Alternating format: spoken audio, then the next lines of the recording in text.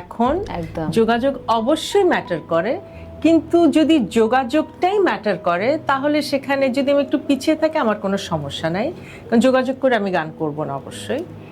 আর বাকি যা হচ্ছে I am more than happy. Film industry পরিবারের তো মেয়ে আপনি, ফিল্মের এমন একজন মানুষ আপনার বাবা, সেক্ষেত্রে প্লেব্যাকে আপনার গান কম, আমরা যেটা দেখি মানে আফসোসেরও জায়গা যে সেটা নিয়ে কেন, এটা নিয়ে কোনো কি মনে হয় কোনো সিন্ডিকেট রয়েছে বা ওই যে বাবার শত্রুমহল বা কিছু একটা এরকম কি? শত্রুমহল কিনা জানি না, শত্রুমহল মনে হয় না, শত্রুমহল মনে পার হয়ে আসছি। কিন্তু আমার যখন শুরু হয় ক্যারিয়ার, শুরু ছিল প্লেব্যাক দিয়ে, কিন্তু আমি অলওয়েজ মানে থাকে না এক একজনের এক একটা সেক্টর, আমার সবসময় প্রেফারেন্স ছিল অ্যালবাম, মৌলিক গান অ্যালবাম। ফিল্মেরটাও মৌলিক হচ্ছে, কিন্তু ফিল্মে হচ্ছে আমাকে ডাকলো আমি গেলাম ওরকম।